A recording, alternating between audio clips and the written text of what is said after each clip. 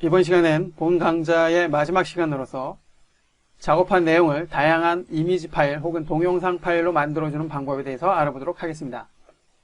먼저 이미지 파일을 만들어주는 방법에 대해서 살펴보죠. 지금의 도큐멘트는 이전 시간에 만들어왔던 배너 도큐멘트라는 것을 알 수가 있습니다. 작업한 내용을 보니까 이렇게 많은 레이어를 사용을 했다는 것을 알 수가 있고요. 실제 작업은 이거보다 훨씬 많은 레이어를 사용을 하게 됩니다. 그렇기 때문에 아래쪽에 이 폴더죠. 폴더를 사용을 해서 작업한 내용을 그룹화해서 관리를 해주는 그 방법을 사용을 하는 것이 좋겠고요. 자, 여기에서 마지막 작업을 수행을 해보도록 하겠습니다.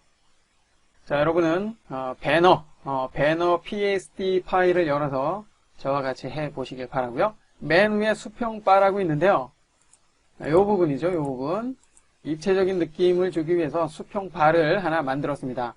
그런데 수평바가 완전히 불투명한 흰색이기 때문에 아래쪽에 상단 장식을 가리고 있습니다. 이때 레이어의 투명도를 조절을 한다면 투명도 조절을 하기 위해서 불투명도 현재 100인데요. 조금 수치를 낮춰봅니다. 자, 그럼 이와 같이 투명해지기 때문에 아래쪽 상단 장식과 보기 좋게 합성이 되는 것을 알 수가 있습니다. 조금만 더 내려볼까요? 됐습니다. 이제 작업이 끝난 내용은 파일로 만들어줘야 되는데요. 작업한 내용을 그대로 보존하기 위해서는 PSD 형태의 파일로 만들어줘야 합니다. 만약 PSD 형태의 파일로 만들어주지 않았다면 저장을 통해서 PSD 형태의 파일로 저장을 해 놓는 것이 좋겠고요. 그렇지만 지금은 PSD 형태의 파일을 불러왔기 때문에 특별히 PSD 형태로 파일을 저장할 필요는 없고요. 그냥 이 저장 메뉴만 선택을 하게 되면 자동으로 저장이 됩니다. 그리고 단축키 Ctrl S키는 일반적인 모든 프로그램의 저장 기능으로 사용이 되기 때문에 기억을 해 두시기 바라고요. 이번에는 PSD 형태가 아니라 일반적인 스틸 이미지, 즉 JPG나 PNG, TIFF 파일과 같은 일반적인 이미지 파일을 만들어 줘야 되겠죠. 최종적인 파일이라고 생각하시면 됩니다. 그렇게 하기 위해서 다른 이름으로 저장, 선택. 그러면 첫 번째 학습에서 살펴보았던 것처럼 두 가지 방식으로 파일을 만들어 줄 수 있다 그랬죠. 인터넷 클라우드를 통해서 파일을 만들고자 한다면 클라우드 문서에 저장, 자신의 컴퓨터에 저장을 하고자 한다면 내 컴퓨터에 저장, 일반적으로는 내 컴퓨터에 저장을 사용을 하겠죠. 역시 이번에도 내 컴퓨터에 저장 선택을 합니다. 다른 이름으로 저장 창이 나타났는데요.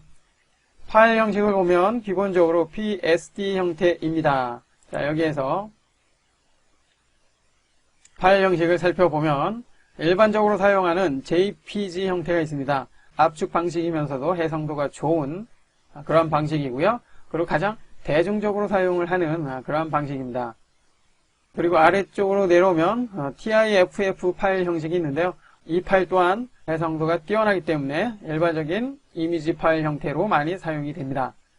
그런데 파일 형식이 많지 않군요. 그 이유는 현재의 프로젝트, 즉 도큐멘트의 컬러 모드가 RGB가 아닌 인쇄를 위한 CMYK 모드로 되어 있기 때문입니다.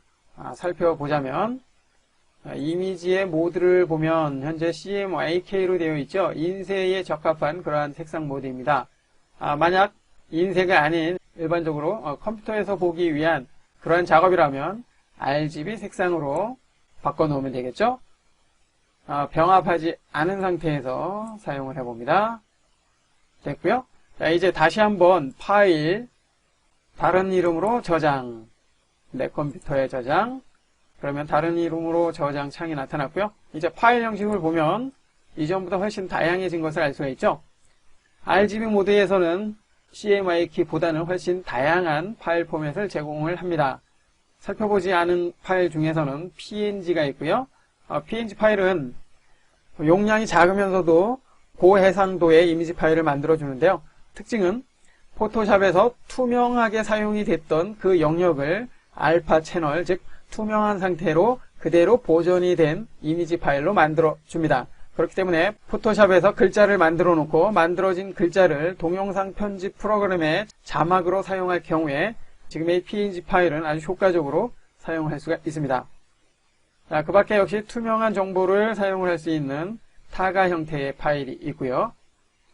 그리고 최고해상도의 이미지 파일을 만들어주는 포토샵 로우 방식이 있습니다.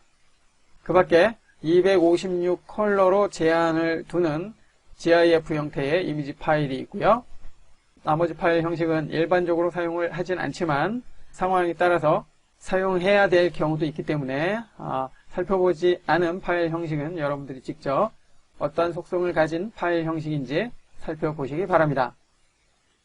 자, 여기에서는 JPG 형태의 파일을 만들어 보겠습니다. 배너 완성. 자, 그리고 저장을 합니다. 최고의 해상도로 만들어줘야 되겠죠? 확인. 자, 이것으로서 작업한 내용을 이미지 파일로 만들어주는 방법 살펴봤습니다. 이제 동영상 파일을 만들어주는 방법 살펴봐야 되겠죠? 살펴보기 위해서 미리 열어놓았던 3D 텍스트 애니메이션 파일을 사용을 해보도록 하겠습니다. 이제 애니메이션 작업이 이루어진 이 도큐멘트를 그대로 애니메이션 파일로 만들어주고자 한다면 파일 메뉴에 내보내기 기능이 있는데요. 이 내보내기 기능을 통해서도 역시 다양한 형태의 파일 형식을 사용할 수가 있습니다. 자, 여기에서는 동영상 파일로 만들어줘야 되기 때문에 비디오 렌더 메뉴를 사용을 해줘야 되는데요. 선택. 그러면 이와 같이 비디오 렌더 설정창이 나타나는데요. 만들어질 파일 이름 적당한 이름으로 해주고요. 그리고 저장될 경로는 폴더 선택을 통해서 지정을 해주면 됩니다. 그리고 아래쪽에 형식은 동영상 파일에 대한 형식을 선택을 해줄 수가 있는데요. 자, 일반적으로 MPEG-4 방식인 H.264를 사용을 하게 되겠고요. 사전 설정은 품질에 대한 설정. 자, 원하는 규격이 있다면 선택을 해주면 되겠고요. 그렇지 않다면 기본적인 고품질을 사용하면 됩니다. 자, 크기는 현재 문서 크기로 만들어주면 되겠고요. 만약 여러분이 원하는 동영상 크기가 있다면 여기서 직접 설정을 해줘도 됩니다. 그리고 초당 사용이 되는 프레임 개수 현재 30으로 되어 있고요. 그 밖에 10프레임부터 60프레임까지 다양한 프레임 속도를 사용을 해줄 수가 있습니다. 자, 이처럼 동영상 파일을 만들기 위한 설정이 끝났다면 렌더 버튼을 통해서 렌더링을 걸어주면 포토샵에서 만든 애니메이션 작업이 동영상 파일로 만들어집니다. 자, 이 부분은 여러분들이 직접 살펴보시기 바라고요.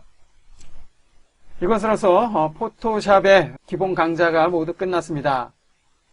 포토샵의 모든 기능에 대해서 살펴보지는 않았지만 가장 중요한 그러한 기능들에 대해서는 살펴봤기 때문에 지금의 18개의 강좌 잘 학습을 했다면 나머지에 대해서는 여러분 스스로도 얼마든지 학습을 할 수 있을 거라고 생각을 합니다.